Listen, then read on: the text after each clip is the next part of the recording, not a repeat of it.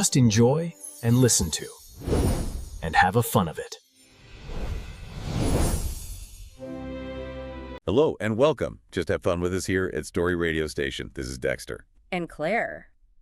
Hello. We are diving deep today into a topic that really sounds like it's going to reshape, well, everything physical around us. It really does. And hey, before we dive in, if Story Radio Station is helping you keep up with what's next, please do us a quick favor. Yeah, please do. Subscribe, hit that like button, maybe turn on notifications.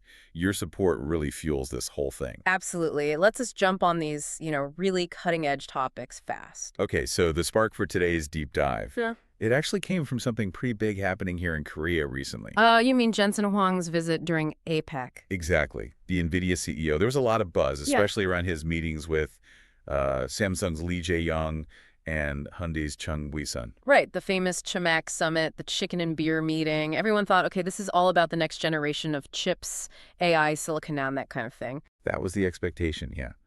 But then afterwards, the term that really popped, the one that seemed to be the big takeaway, was something, well, newer sounding. Physical AI. PAI. And that's why we felt we had to dig into this. I mean, Jensen Huang himself called it the iPhone moment for robotics. Wow. When you hear that phrase, you know something fundamental is shifting. We need to get what this is about. iPhone moment. That definitely catches your attention. So if you're hearing physical AI or PAI for the first time, you're probably not alone. Our mission today is pretty straightforward. Yeah. Let's unpack what PAI actually is, why it's suddenly so important, and how it's likely going to change things. Let's do it. Okay, part one. What exactly is this dawn of autonomous action? We're all pretty familiar now with generative AI, right? Gen AI. Chat GPT writing text, Midjourney making images. Exactly, creating digital stuff. So how is physical AI different? What's the core change here? The crucial difference really is the domain. Where does the AI act? PAI takes that software intelligence and plugs it directly into physical systems. Like robots, cars. Robots, cars, drones, industrial machines, you name it. Instead of making a picture or text, PAI lets these machines actually see the real world, reason about it, and then, this is key, autonomously generate and carry out physical actions. Ah, okay. So it's AI stepping out of the computer screen and into the factory or the warehouse, the actual physical space. Precisely. It's moving from creating digital content to creating physical action. And that's why that iPhone moment comparison kind of clicks. How so? Well, think about traditional robots like on an assembly line.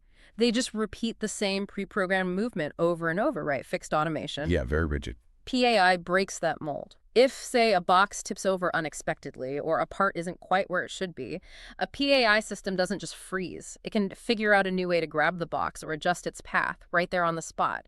It can innovate a solution instantly. Okay, that is a huge leap. The ability to just invent a physical solution. That sounds incredibly complex. How does an AI learn that? It takes babies ages to figure out basic physics like gravity. It learns through, well, massive amounts of data and simulation. It essentially studies the laws of physics, gravity, how things collide, what happens when you push or pull something with a certain force. So it's like it gets a crash course in Physics 101, but through simulation. Kinda, yeah. It's like it acquires the common sense physics we learn through experience, but it does it by running millions, maybe billions, of virtual attempts in a simulated world. Failing, succeeding, learning from each try. That learning ability is the engine of PAI. Huh. So maybe the days of my robot vacuum cleaner stupidly bumping into the same chair leg are numbered. Light chuckle. We can certainly hope so. But seriously, this adaptability, this flexibility, it unlocks huge value, especially in places with lots of moving parts and unpredictability. Think complex manufacturing or busy logistics centers. And that potential must be showing up in the market forecasts. What do the numbers look like? Oh, absolutely. The growth trajectory is, frankly, explosive. Right now, in 2024, the estimated market size is around $4.12 billion. Okay, not small, but... But wait. By 2034, just 10 years out, projections put it at $61.19 billion. Whoa, 61 billion. That's what, a 15x increase? Roughly, yeah. It's a compound annual growth rate, or CAGR, of about 31.26%. That's massive sustained growth. Staggering. Where's that initial boom likely to happen? Which industries get the first big impact? The quickest wins, the fastest ROI will probably be in those sectors that are really asset heavy and task intensive. So, manufacturing, logistics, and also healthcare are prime candidates. Places where replacing rigid automation with intelligent, flexible systems pays off fast. Got it. Now, before we go further, there's another term that sometimes pops up. Embodied AI or EAI. Is that just another name for PAI, or is there a difference? That's a really important distinction to make. They're related, but definitely not the same. Embodied AI, or EAI, is more of a long-term fundamental research goal. Think labs like Google DeepMind. Okay, research focus. What's the goal there? The big goal for EAI is developing general cognition, like human-level understanding and reasoning through physical interaction with the world. For EAI, the body isn't just a tool, it's seen as essential and permanent for the learning process itself. We're learning by doing in a physical sense. Yeah. And PAI, how does that compare? Physical AI, PAI is much more focused on the commercial application right now. Companies like Amazon, Foxconn. The goal isn't general intelligence. It's about getting specific physical tasks done efficiently in the real world. So for PAI, the body is more like a means to an end, a tool to complete the job. Exactly. It's a tool to achieve a specific goal, and often a lot of the initial learning happens in simulation before the AI even gets put into the physical robot. Okay, that clears it up. PAI is the practical, industry-focused solution that's hitting now. EAI is the longer-term, maybe more ambitious, quest for general AI in a body. You've got it. PAI is the reality we're starting to see deployed today. Perfect. That makes a lot of sense. All right, let's pause here for a quick musical break. When we come back for part 2, we'll get into the how. How does PAI actually learn this stuff? We'll look at the tech, the real-world impact with some hard numbers, and the tricky ethical and legal questions that come with machines acting on their own. Stay with us. Transition music implied. Welcome back. We're diving deep into physical AI here on Story Radio Station. In part 1, we defined PAI. It's AI generating autonomous physical actions, moving beyond just digital stuff. And we saw that it's set for huge growth, potentially over $60 billion market in the next decade. Big shift coming. Right. So now let's get into the mechanics. You mentioned PAI learns physical intuition, often through simulation. What are the key technologies making this possible? How does it actually grasp physics? Okay, so the core learning method is often reinforcement learning, or RL, but it's usually combined with learning what are called world models. World models. What are those? Think of them as the AI's internal simulator. It uses these models to predict pretty accurately what will happen if it takes a certain action. Like if I try to grip this cup with this much force at this angle, what's the likely outcome? It runs thousands of these mini simulations internally. Okay, learning by predicting consequences. But I've heard traditional RL can be incredibly slow, right? It needs tons of real-world trial and error. That's been the major hurdle. We call it low sample efficiency. Training a physical robot by having it actually try things over and over in the real world is just too slow and expensive. Imagine the repair bills. Yeah, not practical.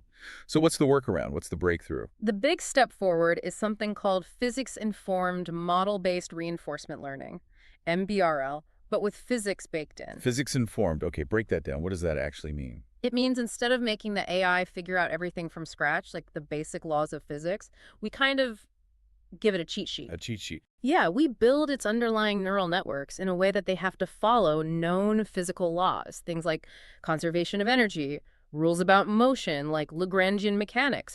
We impose these rules. Wait, so you're saying instead of the AI having to learn through endless trial and error that, say, gravity pulls things down, you basically hard code that rule into its learning process from the start, like giving it the physics textbook on day one. That's a great way to put it. Exactly. By embedding these known physical laws, the AI's internal world models become much, much more accurate, much faster. It doesn't waste time learning things we already know are true about the universe. Okay, so that massively speeds up the learning and cuts down the cost. Makes sense. Hugely. It makes the whole process much more efficient. All right, so we've got an AI that can learn physical skills efficiently. But how does it understand what we want it to do? How does it handle complex instructions from a human? That's where the next layer comes in, often involving what are called VLAMs, Vision Language Action Model. VLAM. This is like the cognitive layer. It pulls together everything. What the robot sees, vision, what it understands from human language, often using powerful foundation models like LLMs, and then figures out the sequence of actions needed. So this is what lets you tell a robot, Hey, could you grab the blue toolbox from under the workbench and put it on the cart? Exactly that kind of thing. The VLAM takes that natural language request, looks at the scene, understands blue toolbox, workbench, cart, and then plans and executes the complex sequence of movements needed to do it. It provides that sort of human-level task intuition. That's pretty amazing. But even with all this smart training, there's still the challenge of moving from the clean, predictable simulation world to the messy, noisy real world, right? The sim to real gap. Absolutely. That gap is a huge focus. Performance almost always drops when you go from sim to real. And with PAI, failures aren't just error messages on a screen. They can mean physical damage or safety risks. Think about autonomous mining trucks or robots in surgery. Yeah, the stakes are much higher. So how do engineers bridge that gap? How do they make sure the AI is ready for reality? This is where digital twins become absolutely essential. You create a highly detailed, constantly updated virtual copy, a twin, of the real physical asset, the robot, the factory floor, whatever it is. A virtual mirror image. Exactly. And this enables what's called simulation-first engineering. Engineers can throw all sorts of problems at the digital twin: errors, unexpected obstacles, extreme conditions, things you'd never risk doing with the real hardware. So you're essentially stress testing the AI's brain in the virtual world before you let it control the real machine. Rigorous testing, but safe. Precisely. It's called verification and validation, VNV. And to make the AI more robust against real-world variations, they use techniques like domain randomization. Domain randomization. Yeah, it means while training in simulation, you randomly mess with things, change the lighting, the textures of objects, make things slightly different sizes or shapes. This forces the AI to learn the general features of, say, a box, rather than just memorizing the specific box it saw in training. It makes it tougher, more adaptable to unexpected real-world messiness. Okay, that makes sense. Toughening it up for the real world. Let's talk impact. Can you give some concrete numbers? How much of a difference is PAI actually making in industries right now? The quantitative results are already pretty striking. Let's take manufacturing. Foxconn reported that by using digital twins and simulation for planning, they cut the time needed to set up new production systems by 40%. 40% faster setup. That's huge. It is, and their PAI-enabled robots improve cycle times by 20 to 30%, while also cutting the defect or error rate by 25%. Faster and more accurate. Wow. Okay, what about logistics? Places like Amazon warehouses. Amazon's a big player here, obviously. They've deployed over 1 million robots now. They report an overall efficiency boost across their fulfillment operations of about 25%. And specifically for their mobile robots, they've seen a 10% increase in movement efficiency. Moving goods faster and more efficiently at that scale. The savings must be enormous. And healthcare, you mentioned that too. Right, especially in areas like rehabilitation. There's a system called Roborm, an AI-based rehab robot. In trials, patients using it showed an average increase in joint range of motion of 20 degrees more per session compared to traditional methods. Impressive physical results. Yeah. What about the human side, the therapists? That's also key. The PAI system handles the precise, repetitive movements, which drastically cut the therapist's required hands-on time for that part of the session from around 30 minutes down to less than 5 minutes. So it's not replacing the therapist. Not at all. It's augmenting them. It frees up the human expert to focus on higher-level assessment, planning the overall treatment, and patient interaction, while a PAI handles the physically demanding, repetitive part with precision. That augmentation angle is really important. These numbers really drive home the impact. But it also brings up tricky questions, doesn't it? When these incredibly complex systems act autonomously and something goes wrong, who's responsible? You mentioned the black box problem. Exactly. The complexity of these PAI systems makes it incredibly hard, sometimes maybe impossible, to pinpoint exactly why it made a specific decision, especially a harmful one. Your traditional legal ideas about negligence, like, did the human operator make a mistake? They just don't fit neatly when the machine is essentially driving itself. Right. You can't exactly put the robot on the witness stand and ask it why it zigged instead of zagged. Chuckles slightly. Sure. Pretty much. So the legal thinking is evolving. One strong emerging argument is shifting towards something like strict liability. Strict liability, meaning liability even if there was no fault or negligence. That's the idea. Placing the liability on the owner or the operator of the PAI system, basically, the entity that chose to deploy this powerful technology and is benefiting from its efficiency. That sounds potentially harsh for the owner, but I can see the logic. It creates a very strong incentive to prioritize safety, doesn't it? It absolutely does. This legal pressure acts as a powerful market force. If owners know they're ultimately responsible, regardless of proving fault, they're highly motivated to invest heavily in that robust verification and validation, the V&V we talked about. They need to ensure the system is as safe and reliable as humanly or perhaps digitally possible before they let it loose. The legal framework actually helps drive the technology's safety and maturity. Fascinating. The law evolving alongside the tech. It's clear PAI isn't just a minor upgrade. It feels like a fundamental shift in how we interact with and automate the physical world. It tackles that age-old problem of making automation flexible enough for messy reality. That's a perfect summary. It really does solve that flexibility and variability challenge. We've talked a lot about the AI models, the software brains like VLAMs, Well, but you hinted there's more to it. indeed. While the software is crucial, for PAI to work safely and effectively in the real world, especially for time-critical actions, it can't rely on sending data back and forth to the cloud. Ah, the latency issue. Decisions need to be instant. Exactly. That decision to stop a massive autonomous truck or adjust a delicate surgical instrument has to happen in milliseconds. That means these complex AI models need to run locally, right there on the machine itself. Which requires. Specialized, powerful, low-latency edge computing hardware. The chips capable of running these sophisticated models right there in the field instantly. Okay, so here's a thought for everyone listening. The future of physical AI, this revolution in physical action, isn't just about writing smarter code. Not at all. It's equally dependent on securing the supply chains for these highly specialized edge computing chips. The ability to manufacture and deploy the hardware needed to run the AI safely and instantly is just as critical. So the battle for dominance in PAI is being fought on two fronts simultaneously, the software algorithms and the underlying silicon hardware. That's the reality. It's a race in both code and chips. A new era indeed. Physical AI is definitely here, and it's going to be fascinating to watch unfold. We'll definitely be keeping an eye on it. Hope this deep dive gave you a clear picture. We'll be back soon with another topic to explore. Thanks so much for tuning in today. And finally, please remember to subscribe, like, and turn on notifications. It really helps us keep bringing you these insights.